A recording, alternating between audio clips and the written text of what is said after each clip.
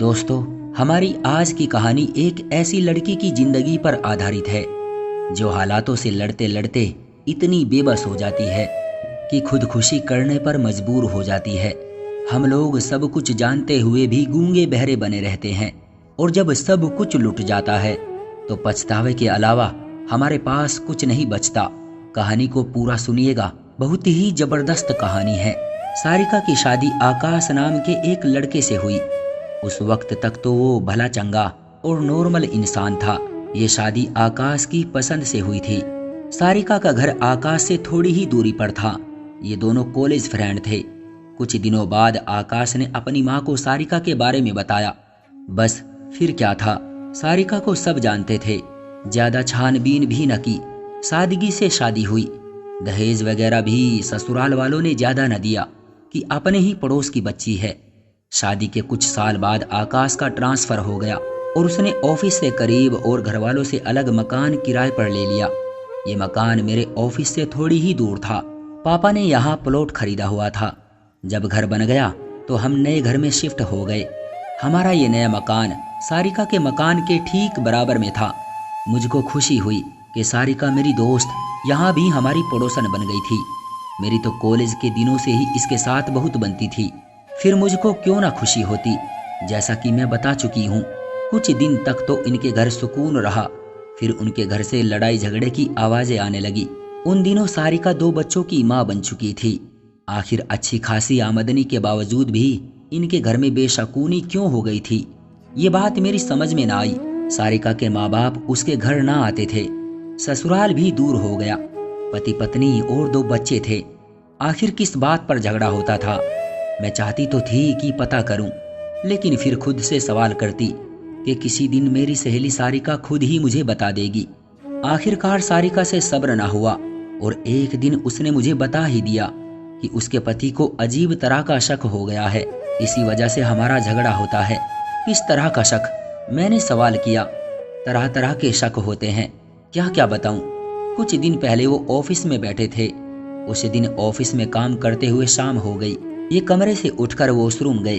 वापस लौटे तो देखा कि खिड़की पर बैठा एक परिंदा अंदर आ गया है और उनकी वर्किंग टेबल के बीचों बीच बैठ गया है। जब उन्होंने गौर से उसको देखा तो हैरान रह गए, क्योंकि उस परिंदे की सूरत हूबहू उस तस्वीर से मिलती थी जिस तस्वीर के नीचे उसका नाम उल्लू लिखा हुआ था। वो अभी गुमसुम खड़े परिंदे को तक रहे थे कि कमरे में इनका चपरासी आ गया और बोला, अच्छा तो ये आपके कमरे में घुसाया है, निकालिए इस मनहूस को, ये उल्लू है, जहां बैठ जाए बर्बादी ही लाता है। ये कहकर वो छड़ी लेने चला गया। कहने लगा, साहब आप कमरे से बाहर आ जाएं, मैं इसको छड़ी से बाहर करता हूँ, कहीं ये आप पर हमला ना कर दे। चपरासी का ये कहना था कि आकाश के दिमाग में डर के वो दरवाजे खुल गए जो हमेशा से बंद थे। उसको गौर से देखने पर आकाश को डर सा महसूस हुआ। वो अच्छा खासा बड़ा था, आंखें बड़ी बड़ी, गोल गोल और मुड़ी हुई चोंच थी। आकाश को बचपन में सुनी जाने वाली उल्लू और जादूगर की कहानियां याद आ गई। वो फौरन कमरे से बाहर निकल आए। संयोग के अगले दिन भी बिल्कुल ऐसा ही हुआ। उन्होंने चपरासी को बुलवाकर उस पक्षी को ऑफिस से बाहर निकलवाया। ये डर उनके दिमाग में चिपक कर बैठ गया था। भला पक्षी से भी कोई डरता होगा, उल्लू एक छोटा सा पक्षी ही तो था, वो शेर तो नहीं था कि मेरे पति उससे ही डर गए। खैर, मेरे पति तीसरे दिन खुद को ये तसल्लिया देकर ऑफिस गए कि ये कहानियां तो सुनी सुनाई बातें होती हैं, उल्लू भी और परिंदों की तरह मासूम ही होता है, ये बेचारा भला किसी का क्या बिगाड़ सकता है। लेकिन हकीकत ये थी कि एक उल्लू के जोड़े ने ऑफिस में कहीं घोंसला बना लिया था। ये घोंसला खिड़की के ऊपर बने सेफ के अंदर एक छुपे हुए सुराख में था। शाम को जब उल्लू अपने घोंसले से निकलता तो माली के लड़के की नजर उन पर पड़ जाती। वो उनको कंकर वगैरह मारता और ये घोंसले से निकलते ही कमरे की खिड़की में से अंदर आ जाता। लेकिन इस बात को आकाश नहीं जानता था। वो तो सिर्फ इसी वहम का शिकार था कि कुछ तो गड़बड़ है। रात को घर गया तो पत्नी से कहा कि आज तीसरे दिन भी वो उल्लू मेरी वर्किंग टेबल पर आकर बैठ गया था। समझ लो कि ये कोई बेवजह नहीं है, जरूर कुछ है। अब बर्बादी ने मेरे ऑफिस और घर का रास्ता देख लिया है। मैंने सुना है उल्लू किसी बर्बादी का मुखबिर बनकर आता है। मैं नौकरी छोड़ रहा हूँ, दूसरी नौकरी कहाँ से मिलेगी। नौकरी का मिलना इतना आसान तो नहीं है। 2 बच्चों का साथ है और तीसरा आने वाला है। तुम्हें ऊपर वाले का वास्ता, ऐसी गलती मत करना। उल्लू से डरने वाली कोई बड़ी बात नहीं है। भला इतने लंबे चौड़े मर्द होकर एक जरा से परिंदे से डर गए हो। पत्नी की ये बातें पति को बहुत बुरी लगी। कहा कि तुम्हें मेरी जान की परवाह बिल्कुल नहीं है। ये उल्लू बर्बादी का संदेशा लाता है। देख लेना, अगर मैंने वो ऑफिस ना छोड़ा, मैं ही नहीं हम सब बर्बाद हो जाएंगे। मुझे लगता है कि ये उल्लू नहीं है, कोई बड़ी मुसीबत या कोई चुड़ैल है जिस पर जादू किया गया है और वो मुझे सताने को आ जाती है। सारिका के पास ऐसी बातों का कोई जवाब न था। वो बेचारी तो यूं समझाने में लगी थी कि अगर आकाश की नौकरी छूट गई तो कहाँ से खाएंगे और छोटे छोटे बच्चों का गुजारा कैसे होगा। पत्नी के द्वारा समझाने की वजह से आकाश चिढ़कर अपनी पत्नी पर हाथ उठाने लगा, क्योंकि सारिका इनको ऑफिस जाने पर मजबूर करती थी। लेकिन वो उस उल्लू की परछाई से बचना चाहते थे ताकि बर्बादी से बचा जा सके। दोनों के दिमाग में अलग अलग बातें थी। खैर, आखिरकार नतीजा ये निकला कि आकाश ने नौकरी छोड़ दी और कई जगह नौकरी के लिए अर्जी दे दी। भाग दौड़ करते रहे, मगर ऐसी नौकरी ना मिली जिसको सही कहा जा सकता था और इतनी सैलरी भी मिल पाती कि घर का सुकून से गुजारा चल पाता। जब पति बेरोजगार हो गया और घर में राशन पानी के लाले पड़ गए तो टेंशन और बढ़ी और सारिका के झगड़ने की आवाजें आने लगी। आकाश सारिका पर चिल्लाता, बच्चे बाप से डरने लगे। सब्र का दामन सारिका के हाथ से छूट गया। उसने अपने माँ बाप को जाकर सारी बात बताई कि नौबत भूखे मरने तक आ गई है। सारिका के पापा आकाश के माँ बाप के पास गए कि बच्चों का खर्चा उठाओ या बेटे को समझाओ, ये क्या तमाशा है। दोनों घरों में झगड़े और खिंचाव पैदा हो गया। मकान का किराया भी देना होता था। आकाश के पिता किराया देते तो बच्चों का खर्चा सारिका के माँ बाप देते। मोहल्ले वाले भी झगड़ा सुनते थे, लेकिन इनके घरेलू मसलों में दखल देने से घबराते थे। सारिका भूख और प्यास की आग में सुलगती रही। आकाश को कोई जॉब पसंद न आती थी। शायद इनके अभी और इम्तिहान बाकी थे। इस साल सारिका ने एक और बच्चे को जन्म दिया। 1 हफ्ते माँ आकर रही और 1 हफ्ता सास रही। वो दोनों तो वैसे ही अपने अपने घरों के मसलों में उलझी हुई थी, इसलिए ज्यादा दिन नहीं रह सकती थी। ज्यादा टेंशन होने की वजह से आकाश का दिमाग चल गया। बड़ा भाई, जिसने माँ बाप को तो साथ रखा हुआ था, वो आकाश और उसके बच्चों को अपने घर रखने के लिए तैयार नहीं था। सारिका का पिता दामाद को इलाज के लिए अस्पताल ले गया। पता चला कि कुछ दिनों से जिंदगी की परेशानियों की वजह से वो नशा करने लगा था।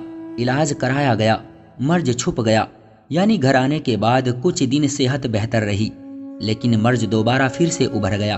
आखिरकार आकाश को आगरा ले गए और पागल खाने में दाखिल करा दिया गया। वफादार पत्नी ने सब कुछ बुलाकर पति की सेवा की। ऊपर वाले से प्रार्थना करती थी कि वो उसके बीमार पति को सेहतमंद कर दे। माँ बाप और ससुर दोनों आकाश के हाल चाल पूछते रहे। वक्त गुजरता रहा और वो आगरा हॉस्पिटल से ठीक होकर वापस आ गया, लेकिन अभी तक आकाश के दिमाग में थोड़ा तनाव बाकी था।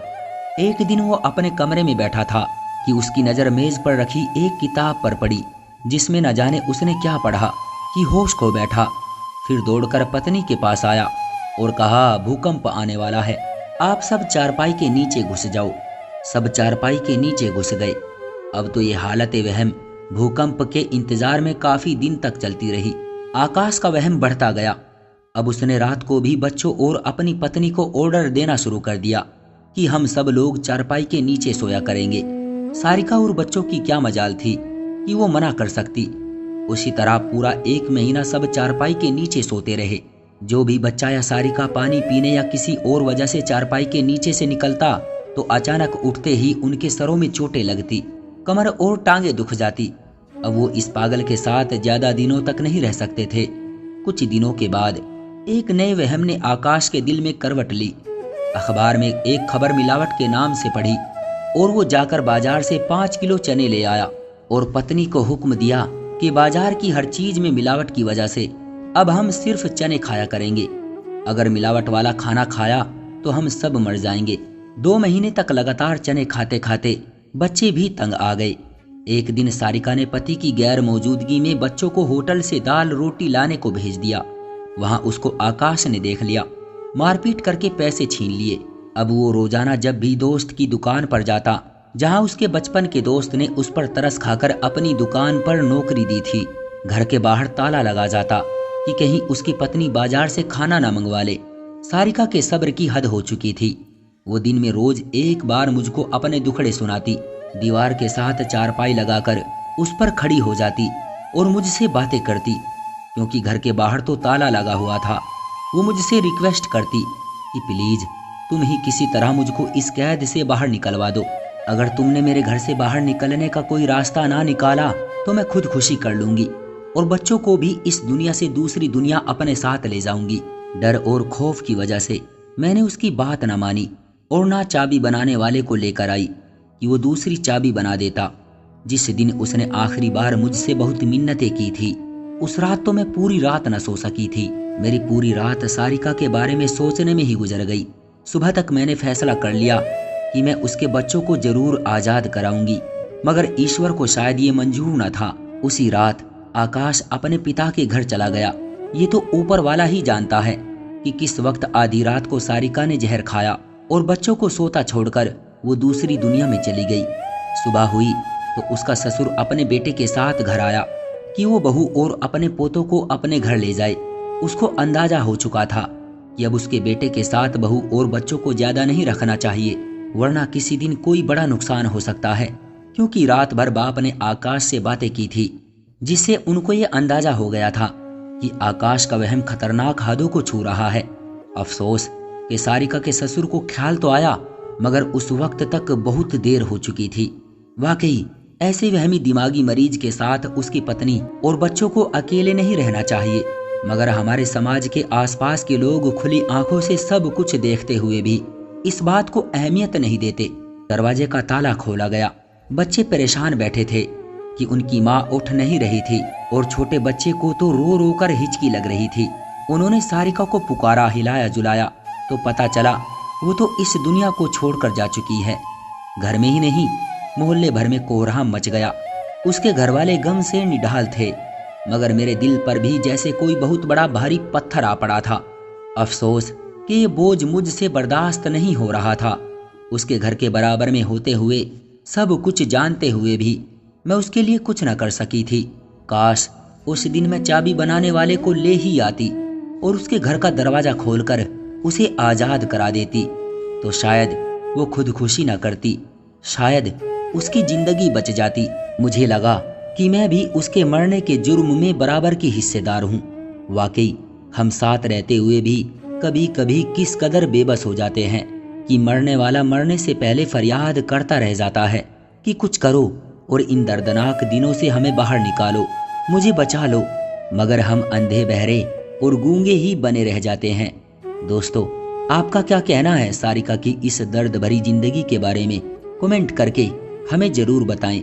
वीडियो को लाइक कर दीजिए और इसी तरह की कहानियां लगातार देखने के लिए चैनल को सब्सक्राइब करके घंटी को दबाकर ऑल पर सेट कर लीजिए, ताकि आने वाली वीडियो का नोटिफिकेशन आपके पास तुरंत पहुंचे।